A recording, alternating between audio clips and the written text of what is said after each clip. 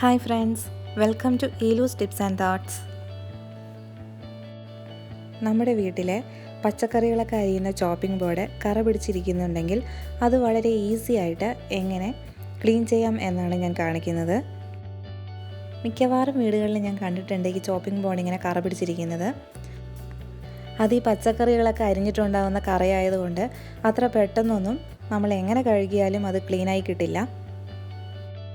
പക്ഷേ ഞാനിപ്പോൾ കാണിക്കുന്ന രീതിയിൽ കഴുകുകയാണെങ്കിൽ വളരെ ഈസി ആയിട്ട് നമുക്ക് ഈ ചോപ്പിംഗ് ബോർഡ് പുതിയ ചോപ്പിംഗ് ബോർഡ് പോലെ ആക്കാൻ പറ്റും. അപ്പോൾ നമുക്ക് എങ്ങനെയാണെന്ന് നോക്കാം. ആദ്യം തന്നെ ഞാൻ ഈ ചോപ്പിംഗ് ബോർഡൊന്ന് നനച്ചു കൊടുക്കുകയാണ്.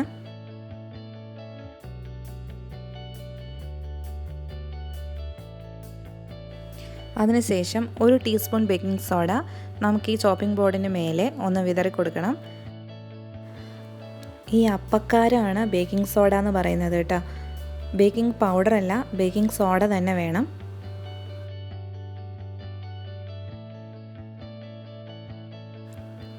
അടുത്ത് നമുക്ക് വേണ്ടത് ലെമൺ ആണ്. ഒരു ഹാഫ് ലെമൺ മതിയാവും.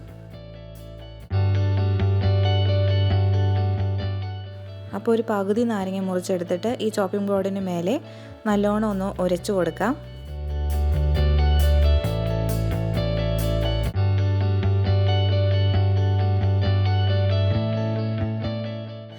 കറയുള്ള ഭാഗത്തെല്ലാം നാരങ്ങയുടെ നീര് പിഴിഞ്ഞൊഴിച്ചിട്ട് നല്ലോണം തേച്ച് പിടിപ്പിക്കണം.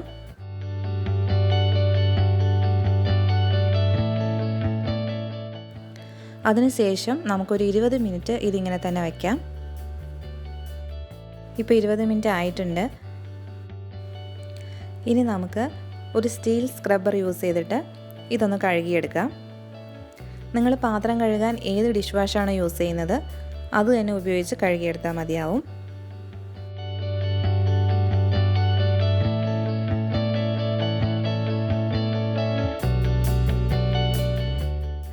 അപ്പോൾ ഞാനിത് കഴുകിയെടുത്തിട്ടുണ്ട്.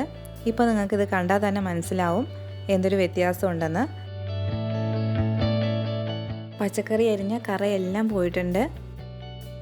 സാധാരണ നമ്മൾ പാത്രം കഴുകുന്നത് പോലെ ഡിഷ് വാഷ് മാത്രം യൂസ് ചെയ്ത് കഴുകിയിട്ടുണ്ടെങ്കിൽ ഇത്രയും നല്ലൊരു റിസൾട്ട് കിട്ടില്ല. ചോപ്പിംഗ് ബോർഡ് കഴുകുന്നതിന് മുമ്പ് ഇങ്ങനെയായിരുന്നു. കഴുകിയതിന് ശേഷം കറയെല്ലാം മാറി പുതിയതുപോലെ ആയിട്ടുണ്ട്.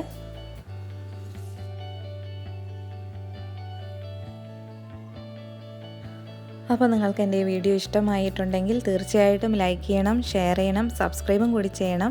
എങ്കിൽ മാത്രമേ ഫ്യൂച്ചറിൽ ഞാൻ വീഡിയോസ് ഇടുമ്പോൾ നിങ്ങൾക്ക് മിസ് ചെയ്യാതെ കാണാനായിട്ട് പറ്റുള്ളൂ. Thank you for watching.